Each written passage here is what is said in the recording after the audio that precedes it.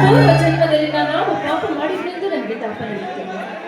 ಹುಟ್ಟಿದಾಗಲೇ ತಂದೆ ತಾಯಿಗಳನ್ನು ಕಳೆದುಕೊಂಡ ಈ ಹದಭಾಗ್ಯರಿಗೆ ಪತಿಯ ನೆರಳು ಕೂಡ ದೂರವಾಗಿದೆ.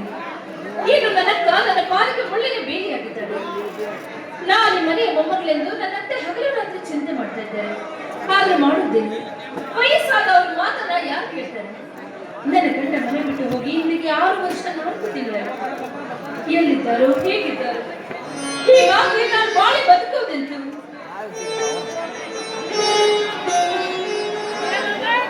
ಯಾಕಮ್ಮ ನೀರು ನನ್ನ ಬಾಳ ನೌಕೆ ಯಾವ ದನ ಸೇರಿದೆ ಅಂತ ನಾನು ನಗುವುದನ್ನ ಜೀವನ ಸಾಗಿಸಿದೆ.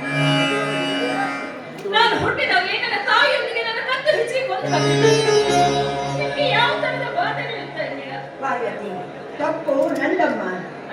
ಹೌದಮ್ಮ, ನೀ ಹುಟ್ಟಿದಾಕ್ಷಣ ನಿನ್ನ ತಾಯಿ ನನ್ನ ಮಗಳು ವಿಧಿಯ ಕೈವಶವಾದ ಹಾಲು ಕುಡಿಸಿ ಬೆಳೆಸಿ ನಿನ್ನ ದೊಡ್ಡವಳನ್ನಾಗಿ ಮಾಡಿದೆ. ಮುಂದೆ ನನ್ನ ಮೊಮ್ಮಗಳ ಮನೆ ಬಿಟ್ಟು ಹೋಗಬಾರ್ದು ಅಂತ ನನ್ನ ಚಿಕ್ಕ ಮಗನಿಗೆ ಮದುವೆ ಮಾಡಿದ್ದು ನನ್ನೇ ದೊಡ್ಡ ತಪ್ಪಾಗಿದೆ. ಅದರ ಜೊತೆ ಕಲಹ ಮಾಡಿಕೊಂಡು ಮನೆ ಬಿಟ್ಟು ಹೋಗಿ ಇಂದಿಗೆ 6 ವರ್ಷ 4 ತಿಂಗಳಾಯ್ತು. ಎಲ್ಲಿರುವುದೋ ಹೇಗಿರುವುದೋ ಒಂದೋ ತಿಳಿದಂತಾಗಿದೆ. ಹೀಗಾಗಿ ಹಳೆಯಲ್ಲಿ ನಿನ್ನ ಜೀವ ಮರಣಿಸಬೇಕಾಯ್ತಲ್ಲ ಅಂತ ನನ್ನ ಕರ್ಮಕ್ಕೆ ಯಾರು ಹೊಣೆ? ಬೆಳೆಯುವ ಬಾಳ ವೃಕ್ಷಕ್ಕೆ ನೀರುಣಿಸುವ ಕರ್ತವ್ಯ ನಿಮ್ಮದು. ಅದನ್ನೇ ಮಾಡಿದ್ದೀರಿ.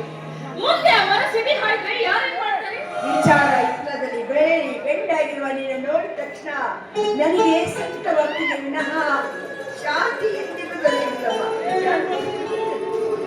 ವಿಚಾರ ವಿಪ್ಲವದಲ್ಲಿ ಬಳಲಿ ಬೆಂಡಾದ ನನಗೆ ಈ ನಿಮ್ಮ ಹಿತನುಡಿಗಳು ನನ್ನನ್ನು ಚಿಂತೆಯನ್ನು ದೂರ ಮಾಡುತ್ತೆ. ನೀನು ಚಿಂತೆ ಒಳಗಾದರೆ ಚಿಂತಿಸಬೇಕಾದವರು ನಾನು. ನಿನ್ನ ಜೀವನ ಜ್ಯೋತಿಯಂತೆ ಪ್ರಕಾಶವಾದರೆ ಅದನ್ನು ನೋಡಿ ಸಂತೋಷ ಪಡಬೇಕಾದವರು ನಾನು.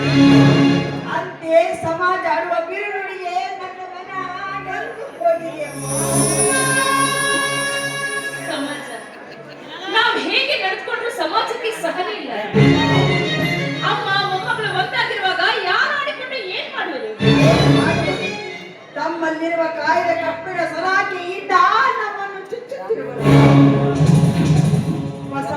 ಎಲ್ಲಿ ವಯಸ್ಸಿನಲ್ಲಿ ಮಗನ ಮದುವೆ ಮಾಡಿದ್ದು ಸೊಸಿ ಯೌವನಕ್ಕೆ ಬಂದಾಗ ಮಗನೆಲ್ಲೋ ಹಾಳಾಗಿ ಹೋದ ಅಂತ ತಮ್ಮಲ್ಲೇ